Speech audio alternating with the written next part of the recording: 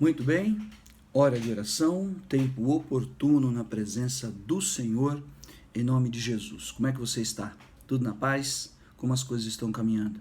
Temos aí dias desafiadores pela frente e se não guardarmos o nosso coração e tivermos paz no nosso interior e tivermos alinhados os nossos pensamentos, refrigerada a nossa alma pelo jejum, pela oração, por congregarmos, por estarmos realmente envolvidos com as coisas de Deus, com pessoas de Deus que querem o nosso bem, teremos mais e mais dificuldades. Mas a cada dia em que congregamos, em que realmente nos alimentamos, estaremos fortalecidos contra toda e qualquer cilada do inimigo em nome de Jesus.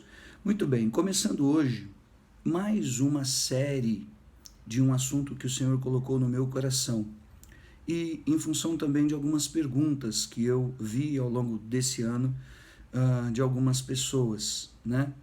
Tem até um ditado que fala um pouco sobre esse assunto, né? Sábio é aquele que aprende com os próprios erros, mas mais sábio ainda é aquele que aprende com os erros dos outros, ou seja, em você ser capaz de analisar os erros e as falhas que você vê ao seu redor, de você poder filtrar aqueles males sem que você precise vivê-los. Porque como você sabe que aquelas ações e atitudes e erros terminaram em acontecimentos lamentáveis, em penalidades realmente fatais, em lutas que talvez não fossem necessárias, e você apropria isso na sua vida, obviamente você também vai estar se livrando destas consequências. Então é onde eu quero falar nessa nova série, aqui, e orar e apresentar a tua vida sobre aprendendo com os erros.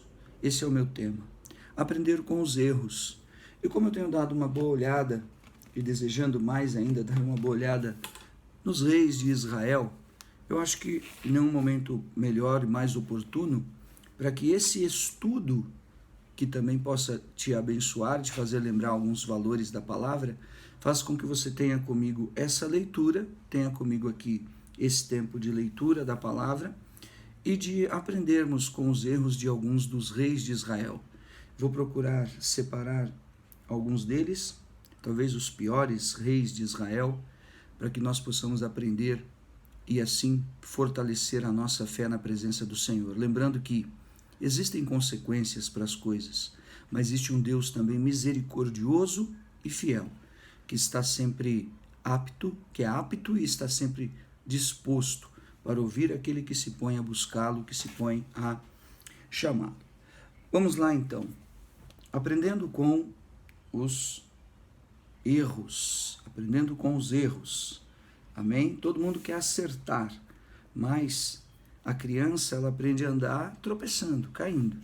Então, que Deus nos dê graça para que possamos renovar essa porção nas nossas vidas e estarmos firmados e fortalecidos. E talvez venha de encontro a sua carência, a sua necessidade hoje, onde você já cometeu erros recorrentes que aconteceram de novo, ou pessoas que você ama não conseguem sair do erro e prometem, fazem juras e cometem os mesmos erros. Então é sobre isso que nós queremos falar e tratar, desmascarar estes males, denunciá-los e, sobretudo, apresentá-los, apresentar as nossas vidas à presença do Senhor para que Ele nos torne alerta, nos deixe alerta e nos confirme e nos fortaleça. Amém? Sobre os reis de Israel. Então, começando com o testemunho do rei Saul. 1 Samuel, capítulo 10, momento onde Samuel unge a Saul, rei de Israel. Tomou Samuel um vaso de azeite e lhe o derramou sobre a cabeça, e o beijou e disse: não te ungiu porventura o Senhor por príncipe sobre a herança e o povo de Israel? Então se trata de um homem que foi ungido, e a unção, ela destacava aquela pessoa, ela marcava aquela pessoa. E aquela unção do profeta Samuel significava que o poder de Deus também estava sendo depositado e haveria de se manifestar na vida daquela pessoa. Depois, versículo 5, diz assim: então seguirás, Samuel falando a Saul, a Gibeá Elohim, onde está a guarnição dos filisteus, e há de ser que entrando na cidade encontrarás um grupo de profetas que descem do alto, precedidos de saltérios e tambores e flautas e harpas, e eles estão profetizando. Escute, um sinal que Deus daria a ele daquilo que era o propósito do Senhor em sua vida. O Espírito do Senhor se apossará de ti e profetizarás com eles, e tu serás mudado em outro homem. E quando esses sinais te sucederem, faze o que a ocasião te pedir, porque Deus é contigo. Amém? Que coisa tremenda, uma palavra direta, uma palavra revelada, uma palavra que vem da boca de um homem de Deus de grande comissionamento, que era Samuel, sobre a vida de Saul. Depois, mais adiante, vemos Saul, ele realmente é levantado, aclamado rei de Israel. Esse é o momento da história de Israel, mais ou menos aqui estamos no ano 1000 antes de Cristo, aproximadamente o ano 1000 antes de Cristo, talvez poucos anos mais, poucos anos menos, aproximadamente 1000 antes de Cristo, onde Israel deixa o tempo e o período dos juízes que dominavam e que profetizavam e abençoavam a terra de Israel, juízes como o próprio Sansão, como Jefté, como Gideão, como Débora, assim por diante, né? Otoniel, grandes juízes da terra, outro dia podemos falar sobre isso. E passava para o regime dos reis, para o regime da monarquia. Esse era realmente o intento. Israel percebeu que os outros povos tinham reis. E aqui então o início dos reis de Israel com o rei Saul. Saul depois, quando vai ser aclamado rei, não o encontram, não o acham. Ele estava escondido na bagagem, versículo 22 do capítulo 10. Então, tornaram a perguntar ao Senhor se aquele homem viera ali. Respondeu o Senhor: está aí, escondido entre a bagagem. Ou seja, depois clamaram: viva o rei, viva o rei. Ele estava escondido. De alguma maneira, havia algum receio, havia alguma fraqueza, alguma desconexão em Saul com aquele momento das coisas que realmente estavam acontecendo e eram realmente importantes. Então aqui cabe um parênteses: cuidado, não viva, não fique, não permaneça distraído diante da unção, diante das coisas que Deus tem revelado e derramado sobre a tua vida em nome de Jesus, amém? E daí em diante começa uma caminhada vitoriosa de Saul no ministério, uma caminhada vitoriosa de Saul diante do exército de Israel, diante da unificação das tribos de Israel, uma obra realmente tremenda de posicionamento contra reis inimigos, contra imposições de regras terríveis que haviam sido levantadas. Por exemplo, no capítulo 11, há um caso interessante contra um rei chamado Naás, onde aquele rei, ele conjura Israel para que fossem vazados os olhos de todos os homens, né? E um sinal claro de uma condição imposta para que aquela guerra não se estabelecesse. Mas o Espírito de Deus se apossou de Saul quando ele ouviu estas palavras e acendeu-se sobremodo a sua ira. Saul, então, cheio do Espírito Santo, ele não consente com aqueles males e Deus o usa realmente para que o nome do Senhor fosse glorificado, né? E mais adiante, outras realizações tremendas que ele realmente vem a realizar. E daí adiante também o Senhor passa a constituir todas aquelas vitórias. Saul teve muitas vitórias contra os filisteus também. Então veja, nós temos que tomar cuidado. Quem está em pé, cuide para que não caia. Nós não podemos viver como os desavisados. Nós não podemos viver, queridos, no erro da arrogância, no erro da ignorância, no erro da vaidade. Nós não podemos cometer e viver no erro da omissão, ou nos valermos de algo que é espiritual, segundo a carne, para imposições humanas, ou para termos benefícios humanos em função da fé, em função da esperança, em função daquilo que as pessoas têm diante do altar do Senhor. Por quê? Porque somos vasos nas mãos do oleiro. Somos vasos e ele molda os vasos, e a glória está dentro do vaso.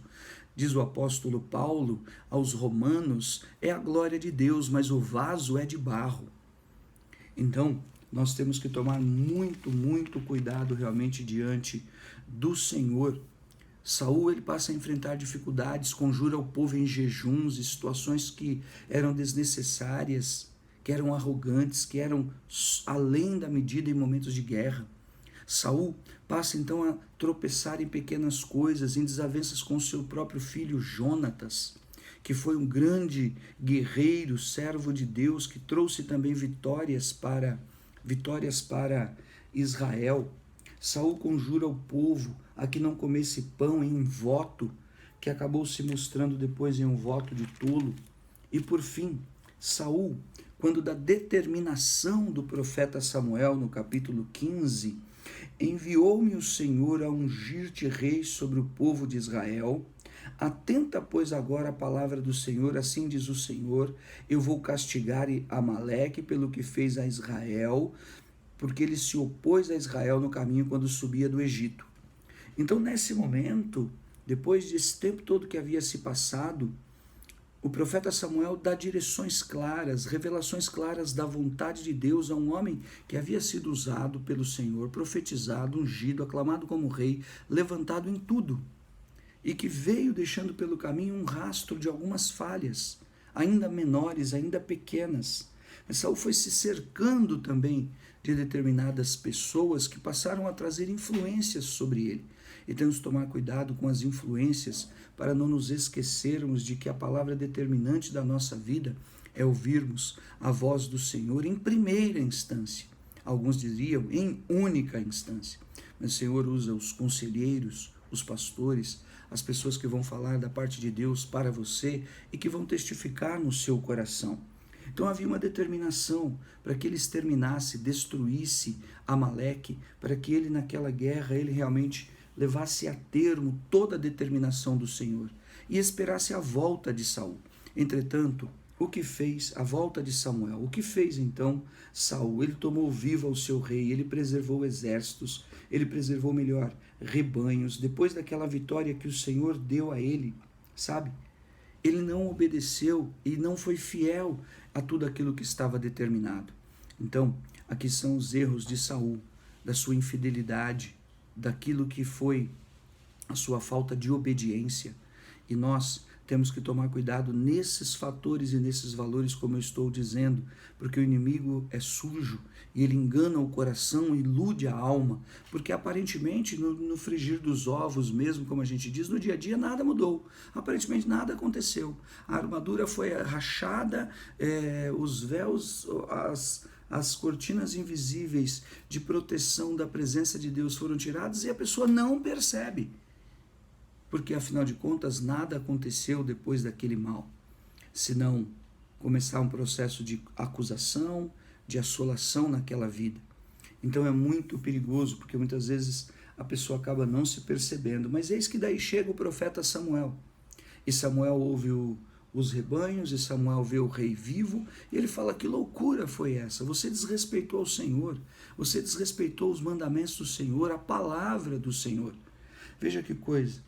E daí você vai ver o famoso capítulo 15, versículo 22, Samuel diz a Saul: tem porventura o Senhor tanto prazer em holocaustos e sacrifícios? Porque o Saul, ele mesmo havia feito sacrifícios e holocaustos, mas aquela porção não era do rei, aquela porção era do sacerdote. Então outro erro, que ele estava invertendo os valores. Tem porventura prazer em holocaustos e sacrifícios, quanto é que se obedeça à sua palavra? Eis que obedecer é melhor do que o sacrificar, e o atender melhor do que a gordura de carneiros, porque a rebelião é como o pecado de feitiçaria, e a obstinação é como a idolatria e cultos de ídolos do lar. Visto que rejeitaste a palavra do Senhor, ele também te rejeitou, para que não sejas mais rei sobre Israel. Então, aqui, este resumo que culminou nesse ápice maior dos erros de Saul. Sua rebeldia, aqui chamada de idolatria ou talvez até de feitiçaria, e que começou em pequenos fatores, em desrespeitar pequenos valores, em deixar pequenas coisas pelo caminho, conjurando jejuns, desrespeitando aquilo que Deus havia estabelecido, se fazendo valer como profeta, cercando de pessoas que trouxeram a ele influências, e você vai ver mais adiante na história de Saul que ele termina diante de uma médium de Endor. Imagine, um grande ungido de Deus, um profeta de Deus, um grande sinais de Deus, acaba indo consultar um espírito que o diabo tomou aquele espírito na vida de uma mulher e o enganou, e ali os seus dias se encerraram naquela guerra que seguiu. Então, em nome de Jesus, caia por terra toda e qualquer malignidade, e que possamos aprender com estes erros. E cabe o conselho do Senhor: congregue, leia a palavra, vá à igreja, esteja em comunhão com o seu pastor, busque a Deus e realmente creia que o Senhor é contigo, e caia por terra toda omissão. Saul foi omisso, não ocupou o seu espaço, não endureceu realmente a sua liderança diante dos valores certos, não enrijeceu com as pessoas, não foi duro realmente nos valores espirituais. Ao contrário, ele afrouxou as rédeas, ele se apoiou naqueles que aparentemente tinham algo para ele porque ali estavam, ele olhou para a força do seu exército e na sua vaidade, na sua arrogância, no seu orgulho, na sua inquietação de alma, acabou realmente possuído por um espírito maligno, como sabemos que o próprio Davi é que tocava a harpa para que aquele espírito maligno que vinha e tomava Saul e o deixava realmente em um estado calamitoso, descontrolado. Porque os erros culminaram nestas consequências: descontrole, erros que foram se avolumando e se aprofundando ainda mais. E nas palavras do profeta Samuel, culminaram com a rebeldia com a idolatria com a feitiçaria, e ele colheu algo realmente terrível. Parece que não, mas Saul reinou muitos e muitos anos, 20, 30 anos, muitos anos na terra de Israel. Parece que aconteceu tudo em um dia só, mas não. O inimigo não tem pressa muitas vezes. Então, que caia por terra todo processo maligno, maldito, que Satanás e seus demônios tenha tentado, ou tenha tentado colocar contra você ou contra nós, e nós não tenhamos nos apercebido. Em nome de Jesus, o Senhor nos mostre, o Senhor nos alerte, o Senhor levante pessoas que falem as verdades de Deus em nossas vidas, para que sejamos pastoreados e conduzidos realmente segundo a unção e o propósito do Senhor, em nome de Jesus. Amém? Pai de amor, está aqui a Tua palavra. Está aqui, Senhor, essa explanação rápida, simples da história de um homem de Deus, mas um homem de Deus que não encontrou caminho de arrependimento, que se aprofundou cada vez mais porque um abismo chama outro abismo. Assim te pedimos luz nas trevas, assim eu intercedo, Senhor, por cada servo, por cada serva tua, em nome do Senhor Jesus, que está aqui até agora nesta hora de oração, para que realmente, Senhor, toda confusão, todo mal, toda consequência que talvez estejam vislumbrando ou colhendo ou temendo, Senhor, em nome de Jesus, esteja à luz da cruz, à luz do poder do nome de Jesus, que dá graça, que abençoa, que corrige caminhos tortuosos, que nivela outeiros, que muda a sorte, que pode dar aquilo que infinitamente mais do que pedimos, pensamos ou imaginamos. Aquele Deus todo-poderoso que para ele não existem impossíveis. Levanta o caído, cura o enfermo, tira aquele que está em cadeias e prisões, em acusações e assolações, em males e trevas. Espírito de Deus, eu creio em Ti, eu confio em Ti para esta obra, e assim desejo viver esse acerto, este conserto em todas as áreas da minha vida, e que assim seja também sobre a vida de cada servo, de cada serva Tua. Dá, Pai, atenção, eu te peço, para aquele que está enfermo, acamado, para aquele que está, Senhor, como os leprosos dos dias de Jesus, aqueles que estão, Senhor, literalmente com sua carne apodrecendo, aqueles que estão, ó Deus, diante deste vírus, estão diante, Senhor, de outros males, diante de situações, ó Deus, de sua faixa etária, incomodados com sua saúde. Abençoa, Senhor, aqueles que estão sem nada preparado para si, aqueles que estão, ó Deus, desempregados, desesperados, sem recursos e provisões.